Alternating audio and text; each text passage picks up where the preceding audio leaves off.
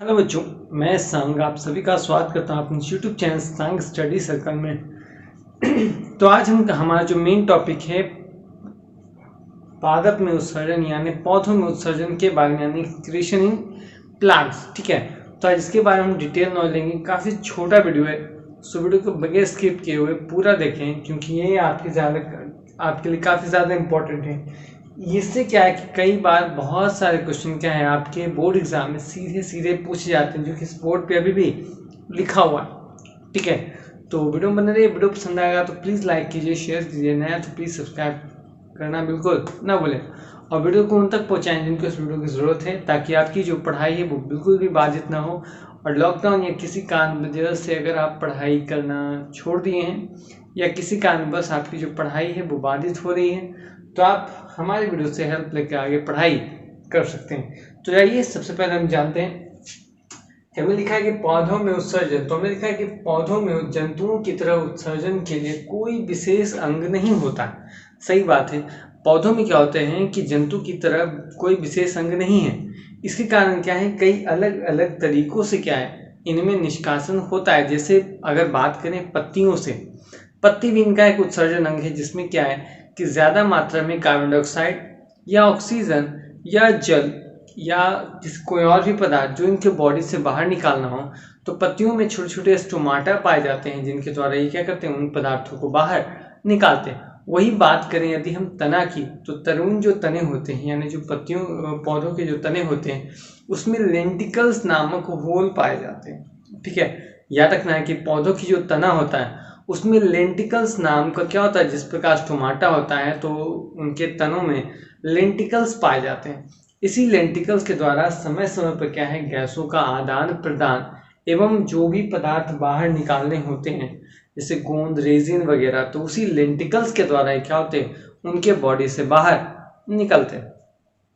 वही अगर बात करें तो समय समय पर क्या होता है, आपने देखेंगे पेड़ की पत्तियां गिरती हैं, पेड़ के छाल निकलते हैं, तो उसकी वजह से भी क्या होते हैं इनके जो उत्सर्जित पदार्थ हैं वो भी क्या होते हैं इनकी बॉडी से बाहर हो जाते हैं। तो ये फैक्ट अगर आपको नहीं पता होगा तो शायद आज आपको पता चल गया। इसी बात वीडियो को लाइक करना बिल्कुल ना भूलें। तो नेक्स्ट हमने लिखा है कि बहुत से पौधे द्वारा उत्पन्न कार्बनिक अपशिष्ट या उत्सर्जित पदार्थ उनकी मृत कोशिकाओं जैसे अंतःकाष्ठ, उनकी जो मरी हुई कोशिकाएं हैं यानी छाल जिसको बोल सकते हैं, आदि में संचित रहते हैं। इसके अतिरिक्त कुछ उत्सर्जित पदार्थ पत्तियों एवं छाल में भी संचित रहते हैं। यानी पौधों में जो उत्सर्जित पदार्थ हैं इनके इंटरनल जो कास्ट हैं उसमें जमा होते हैं, या तो इनके लिप्स या तो इनके छाल में क्या होते हैं उत्सर्जित पदार्थ संचित हो जाते हैं और वो समय के साथ धीरे धीरे क्या होते हैं वो निकलते हैं। आपने बहुत सारे पौधों में गोंद निकलते देखा होगा, आपने देखा वो थोड़ा थोड़ा सा क्या है रिसाव होता है, पूरा एक साथ कभी भी उत्सर्जित पदार्थ पौधों के सही से बाहर नहीं आता। जंतुओं में भी ऐसा होता है कि पूरा जो उत्सर्जित पदार्थ है एक ही साथ बॉडी से बाहर नहीं आता है, उनकी कुछ कुछ मात्रा थोड़े थोड़े वक्त पे हमेशा बाहर आती रहती है।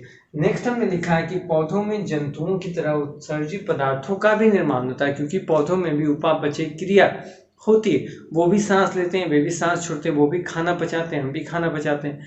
तो पौधों में भी क्या होता है कि उपापचय क्रियाएं होती है जिसके फलस्वरूप उत्सर्जित पदार्थों का निर्माण होता है, जिसमें टैनिन, रेजिन, गोंद यानी पौधों में। देखिए ये क्वेश्चन बहुत ही इंपॉर्टेंट है, this is more important for your board exam, यानी कह सकते हैं आप this is very very important question. कई बार पूछा जाता है क्वेश्चन इस प्रकार आते हैं कि पौधों में पाए जाने वाले उत्सर्जित पदार्थ कौन कौन से हैं। तो पौधों में पाए जाने वाले उत्सर्जित पदार्थ टैनिन है, रेजिन है एवं गोंद है।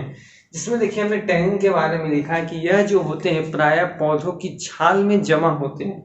गोंद के बारे में लिखा हमने कि वृक्षों की छाल एवं पुराने जाइलम जो नलिकाएं होती है जिसके द्वारा पुराने होते हैं, क्योंकि पौधों में हमेशा नए नए जाइलम एवं फ्लेम कोशिकाओं का निर्माण होता है जैसे जैसे पौधा ग्रो करता है। नेक्स्ट हमने रेजिन लिखा है, रेजिन में छोटे पौधे में पाया जाता है। चीड़ का नाम आपने सुना होगा पाइन्स, जिसमें क्या है कि रेजिन उनका क्या मुख्य जो है उत्सर्जित पदार्थ है। बहुत सारे ऐसे छोटे छोटे पौधे हैं उसमें क्या उनका उत्सर्जित पदार्थ रेजिन ही होता है। तो इसके बाद हम जाने कुछ और भी उत्सर्जित पदार्थ है, जैसे लेटेक्स का आपने नाम सुना होगा। ठीक है, लेटेक्स भी क्या है चीड़ का पौधा, लेटेक्स आपने देखा होगा। कनेल का पौधा आपने देखा है, जो फूल वाले येलो कलर का फूल होता है उसमें देखते हैं दूध निकलता है छोटा सा, या कटीला जो भी पौधा आप देखते हो उसमें कुछ दूध टाइप का उत्सर्जित पदार्थ निकलता है, वो भी क्या है उसका उत्सर्जित पदार्थ ही है। तो अब आइए हम लोग उसके बारे में जानेंगे। वीडियो पसंद आए तो प्लीज़ लाइक करें, शेयर करें। नीचे डिस्क्रिप्शन में टेलीग्राम का लिंक है, जो भी यहाँ पढ़ाया जा रहा है उसकी PDF आपको नीचे डिस्क्रिप्शन में टेलीग्राम के लिंक पर मिल जाएगी, या आप टेलीग्राम पर जाकर सर्च कर सकते हैं @शशांक स्टडी सर्कल क्लास 10। ठीक है, क्लास 9 के लिए भी हमारे चैनल वीडियो आती है। तो चलिए नेक्स्ट हम लोग जानते हैं लेटेक्स और कुछ और चीज़ों के बारे में। क्योंकि वीडियो काफ़ी छोटा है, वीडियो पसंद आए प्लीज़ लाइक करें, शेयर करें, नया तो प्लीज़ सब्सक्राइब करना बिल्कुल ना भूलें। चलिए, तो जैसा मैंने कहा था कि पौधों में क्या होते हैं, कुछ और उत्सर्जित पदार्थ हैं। जैसे आपने लेटेक्स का नाम सुना, लेटेक्स के बारे में मैंने बताया, रबर, ये सारे जो क्या हैं उत्सर्जित पदार्थ हैं तथा जलीय पौधों में तथा स्थलीय पौधों में किस प्रकार क्या है कि उत्सर्जित पदार्थ क्या होते हैं सही से बाहर निकलते हैं। तो आइए अब हम लोग जानते हैं।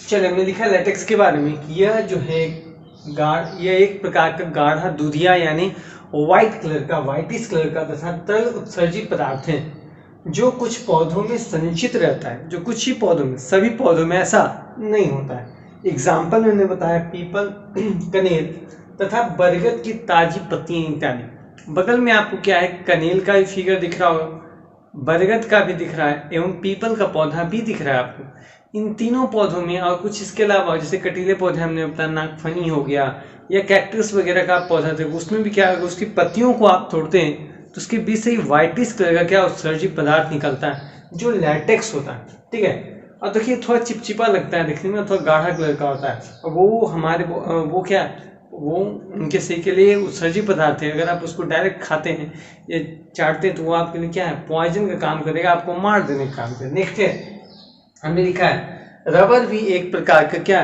उत्सर्जित पदार्थ है। रबर को भी पौधों से ही प्राप्त किया है। जिस प्रकार रेजिन, टैनिन एवं गोंद निकलता है उसी प्रकार कई पौधों के सही से क्या रबर निकलता है, उसको फिर क्या कंपनी में ले जाकर केमिकल मिलाया जाता है, फिर उसको बनाया जाता है।